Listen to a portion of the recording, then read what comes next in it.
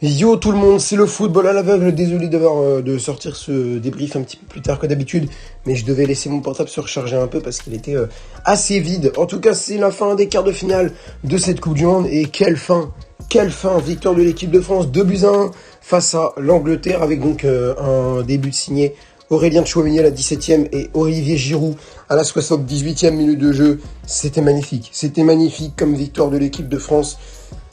Ah, vraiment c'était beau.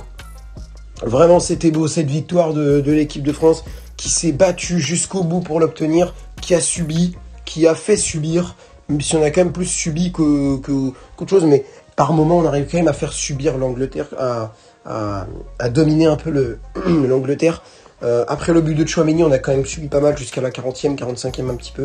Après, ça a été mieux, mais on s'est rapidement fait revenir après en seconde mi-temps par le penalty de Harry Kane.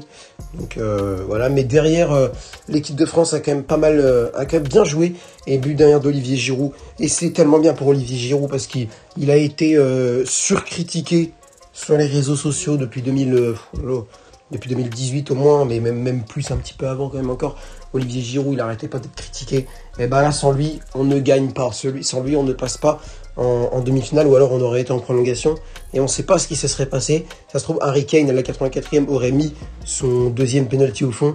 Et sans Olivier Giroud, et ben on aurait perdu 2-1. Et on serait sorti, et il y aurait Maroc-Angleterre. Et il y aurait Angleterre-Maroc en demi-finale. Sauf que là, non, c'est pas le cas. La France a réussi à gagner. Ce sera donc un France-Maroc en demi-finale, ça va être bien. Ça va être super comme match France-Maroc. Franchement, une confrontation que beaucoup de monde attendait et superbe parcours.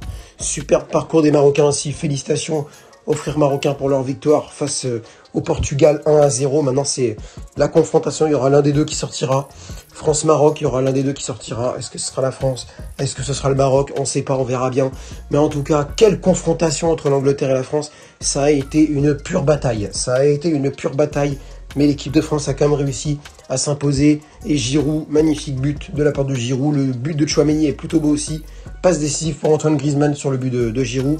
Et sur le but de Tchouaméni, je crois que c'est une passe décisive de Dembélé, il me semble. Redites-moi ça en commentaire, mais il me semble que c'est une passe décisive de Dembélé, hein, je crois. Dembélé ou Griezmann. Je sais plus, mais en tout cas, c'est beau. En tout cas, c'est super pour l'équipe de France. 2-1. L'Angleterre a quand même bien joué. Declan Rice, j'ai bien aimé. Harry Maguire, on le critique aussi, mais il a fait une Coupe du Monde magnifique. Bon, là, l'Angleterre, c'est terminé. Il n'y aura pas de petite finale ni rien pour l'Angleterre. Mais magnifique match quand même de la part de Harry Maguire. Magnifique Coupe du Monde tout court de la part du défenseur central de Manchester United. Jude Bellingham a fait un super match aussi. Harry Kane en attaque a fait un très bon match. En défense, Luke Shaw, j'ai bien aimé, même si c'était pas fou. John Stones, il a pas été incroyable. John Stones, j'ai bien aimé. Ouais, c'était un peu dur quand même pour John Stones, je trouve. Harry Maguire a été bon, mais à part ça, Jordan Henderson, j'ai pas vraiment aimé. Mais le reste de l'équipe anglaise, faut admettre que c'était quand même du très lourd. Phil Foden, Bukayo Saka sur les côtés ont été très bons, même si je les considère plus comme des milieux. Donc, les ont mis sur les côtés.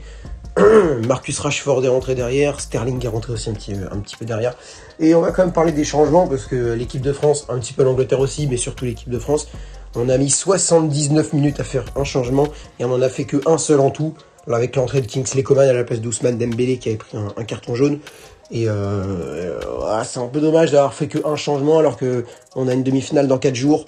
Donc ouais, c'est un peu dommage quand même d'avoir fait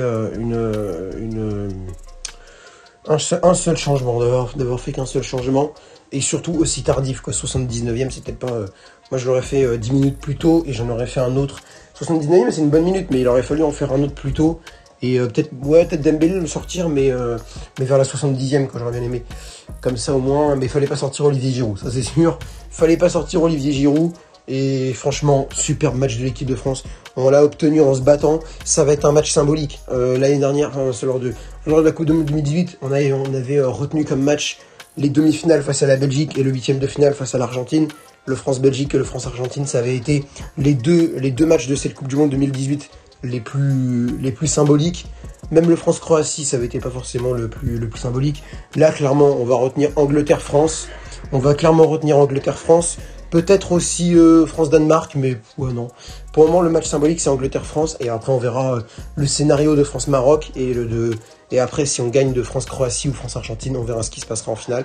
En tout cas, la Croatie, de toute façon, dans tous les cas, France-Maroc, ça fait longtemps qu'on les aura pas affrontés. Mais France-Croatie et France-Argentine, on retrouvera un match qu'on avait déjà eu en 2018, que ce soit la finale ou les huitièmes. On retrouvera ça. Peut-être un France-Croatie, une nouvelle finale de Coupe du Monde France-Croatie. Ça pourrait être génial, hein. Une nouvelle finale de Coupe du Monde France-Croatie. Mais moi, je serais plus hypé quand même par une finale France-Argentine. Mais déjà, faut gagner contre le Maroc et ça va être très dur parce que le Maroc joue vraiment très très bien. Joue vraiment très très bien, mais j'ai peur qu'ils soient très crevés. Maintenant, ils sont morts, je pense. Les Marocains, ils sont crevés. Mais déjà, ça aurait été incroyable. Déjà, c'est super. Déjà, c'est super de faire ça. Mais je pense qu'ils sont crevés. Et je pense que le retour en club va être violent, hein. Le retour en club va être violent, hein. Clairement, pour tous les joueurs là tous les joueurs, bon encore les quarts de finale maintenant ils peuvent se reposer un peu. Maintenant ceux qui sont partis là, les nouveaux qui sont partis, le Brésil, l'Angleterre, Neymar et Marquinhos pour le PSG notamment, le Brésil, l'Angleterre, les Pays-Bas et le Portugal vont pouvoir revenir un petit peu dans leurs clubs respectifs pour se reposer. Mais ceux qui vont jouer la finale par contre, même à partir de maintenant, parce qu'après ils vont jouer les demi-finales aussi, la petite finale. Donc les Français, les Marocains, les Croates et les Argentins, ils vont revenir dans leur club, ils seront détruits. Heureusement qu'ils vont avoir une semaine de vacances parce que sinon, ils reviendraient dans leur club, ils sont détruits. Parce que je crois que c'est à partir de... Ouais, c'est le 26 décembre, hein, la reprise du championnat. C'est le week-end du 26 décembre, donc ouais, là, clairement, ça va être assez rapide. Le retour au championnat va être assez rapide. Et clairement, ouais, ça va être assez incroyable. En tout cas, c'est la fin de cette vidéo. N'hésitez pas à lâcher un like à la vidéo, si vous l'avez aimé, n'hésitez pas à partager cette vidéo, à la commenter, surtout ça c'est le plus important, à me donner votre avis sur la rencontre, et n'hésitez pas aussi à vous abonner à la chaîne. On est à 446 abonnés, merci à vous, et on arrive bientôt aux 450 abonnés, donc n'hésitez pas à vous abonner si c'est pas encore fait.